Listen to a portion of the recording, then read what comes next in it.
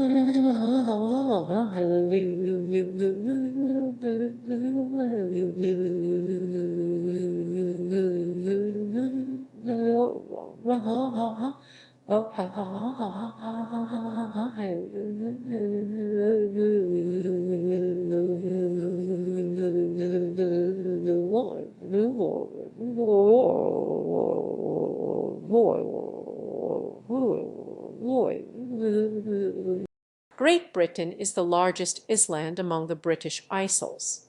Within the United Kingdom, the term Great Britain is often used to refer to England, Scotland, and Wales alone, with the intentional exclusion of Northern Ireland. This is mostly but not completely true, as all three constituent countries have islands that are not part of Great Britain, such as the Isle of Wight, part of England, the Welsh Isle of Anglesey, the Scottish Hebrides, the Shetland Islands, the Auckland Islands, and the Islands of the Clyde.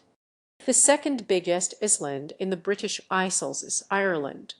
It's worth noting at this point that Ireland is not a country. Like Great Britain is a geographical, not political, term. The island of Ireland contains on it two countries, Northern Ireland, which we have already discussed, and the Republic of Ireland. When people say they are Irish, they are referring to the Republic of Ireland, which is a separate country from the United Kingdom. However, both the Republic of Ireland and the United Kingdom are members of the EU,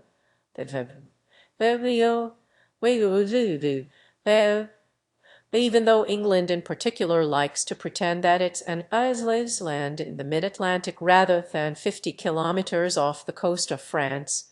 But that is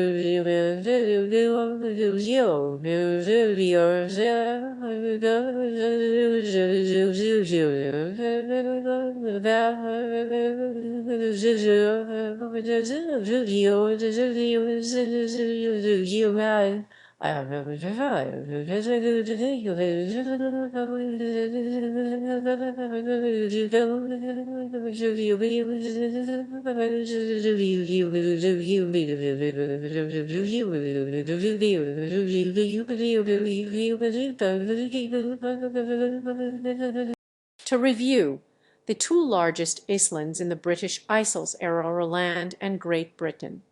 Ireland has on it two countries, the Republic of Ireland and Northern Ireland, while Great Britain mostly contains three, England, Scotland, and Wales. These last three, when combined with Northern Ireland, form the United Kingdom. There are still many unanswered questions, such as why, when you travel to Canada, is there British royalty on the money? To answer this, we need to talk about empire. You can't have gone to school in the English-speaking world without having learned that the British Empire once banned a fourth world's land and governed nearly a fourth world's people. While it's easy to remember the parts of the British Empire that broke away violently, we often forget how many nations gained independence through diplomacy, not bloodshed. These want-to-be nations struck a deal with the empire, where they continued to recognize the monarchy as the head of state in exchange for a local autonomous parliament. To understand how they are connected, we need to talk about the crown. Not the physical crown that sits behind glass in the Tower of London and earns millions of tourist pounds for the book, but the crown is a complicated legal entity best thought of as a one-man corporation. Who created this corporation? This corporation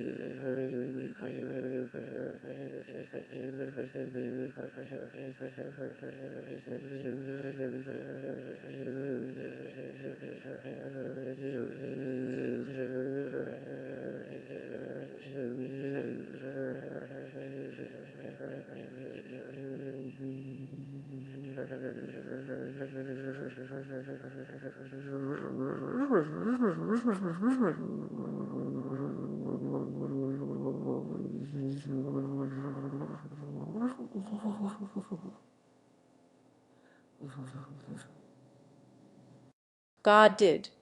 According to British tradition, all power is vested in God and the monarch is crowned in a Christian ceremony. God, however, not wanting to be bothered with micromanagement, conveniently delegates his power to an entity called the Crown. While this used to be the physical crown in the Tower of London, it evolved over time into a legal corporation sole, able to be controlled only by the ruling monarch.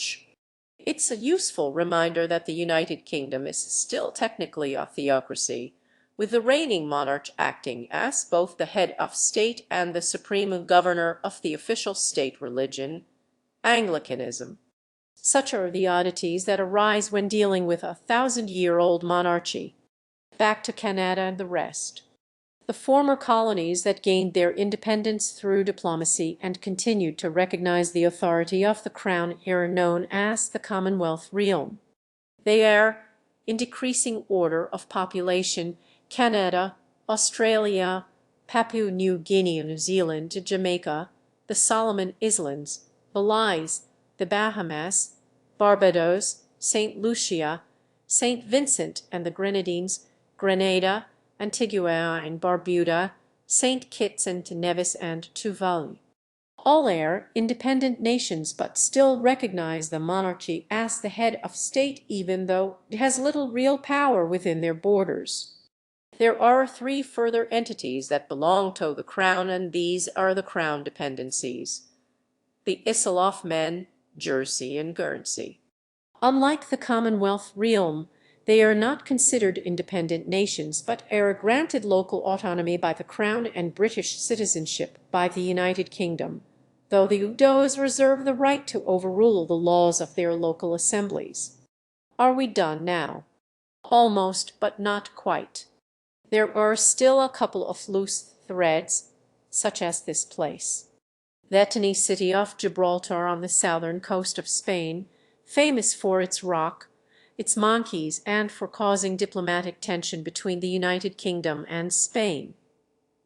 Famous south for